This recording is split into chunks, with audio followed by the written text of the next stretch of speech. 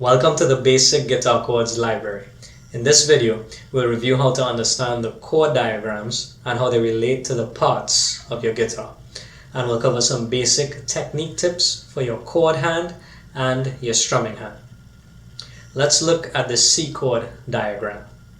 The purple bar represents the nut, this part of your guitar.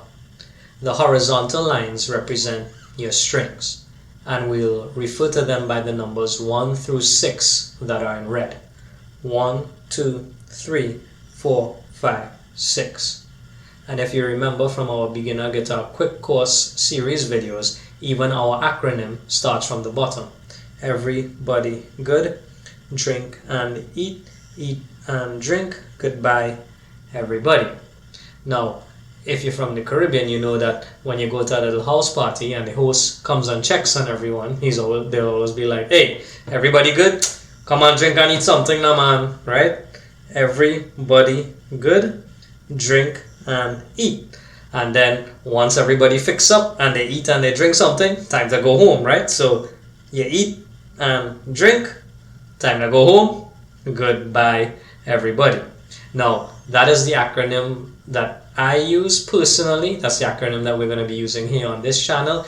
Everybody has their own. You can use whatever you feel is beneficial for you that allows you to help you remember the most easily. But that's how we're doing it here on this channel.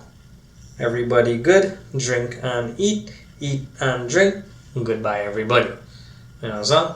Nice. Now, to avoid confusion with the E strings, we use the number references instead of the letters. That's why we're going with the 1, 2, 3, 4, 5, 6. Now, the numbers in the circles represent your fingers. First, second, third, and fourth finger when applicable. The vertical lines represent these vertical bars on your guitar. These are the actual frets. But for the purposes of actual finger placement, when we refer to the frets, we actually want to place our finger not on the vertical bar itself, but just to the inside of it toward the nut. So this space here, this is our first fret. Now, what happens if you get too far away from the bar? You can get a little bit of buzzing sometimes, right? So you want to try to get as close to it as possible. Not on it, but just close to it. So my placement instructions will come in the order of fingers, frets, and strings. So let's take a look at the C chord as an example. First finger, first fret, second string. 1, 2. Second finger, second fret, fourth string. 1, 2, 3, 4.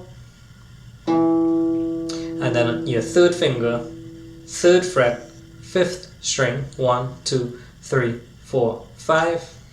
And the X on the sixth string means that it's not played, it's silent. And that's how to interpret the chord diagrams on this channel. Now, a technique tip for this hand. Remember, you want to have your fingers in a curved position, especially when you have notes to play on the top here on the 5th or 6th strings. Otherwise, if your fingers are too flat, sometimes you end up muting some of the strings. You end up getting this kind of sound. So you want to have that curve in your hand to avoid that. Now, to help you get that curve, what you want to do is lower your forearm and turn your wrist towards you slightly and elevate the neck of the guitar. That makes it easier to get that curve. Now, when I'm demonstrating chord finger placement with the diagrams, you'll see my guitar is very horizontal like this. But that's just for visualization purposes to help line up the guitar with the chord diagram image for you. But ideally, when the neck is elevated slightly, it will be easier for you to get that curve. Okay? So when you are looking at the chord diagrams in the playlist and you'll see my guitar very horizontal like this, that's not really how you want to be holding the guitar necessarily. You want to have it with that slight elevation to help you get that curve, especially for chords like a C or a G, where you have to bring these fingers up to the top of the fretboard.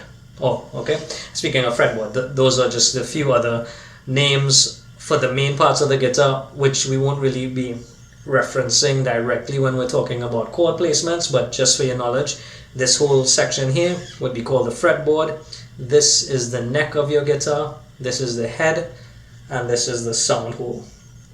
But for finger placement purposes, we just want to know about the fingers, the frets, and the strings. So first, second, third, fourth finger, frets, first, second, third, fourth, fifth fret, so on, and your strings 1 through 6.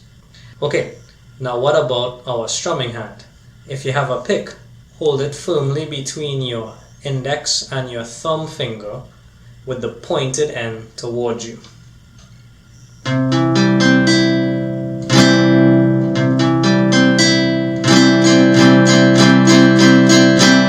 We're just rocking up and down, pretty straightforward. Now, if you don't have a pick, you can use your thumb for the down strum and your thumbnail for your up strum.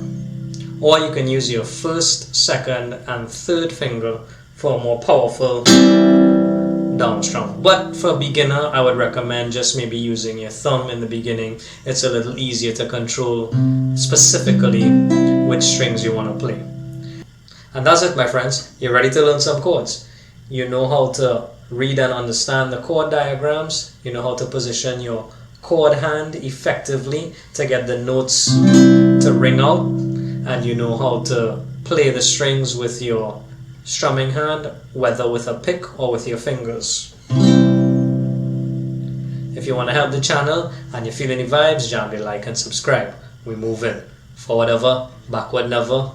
Blessings and respect. Hope to see you in some chord videos.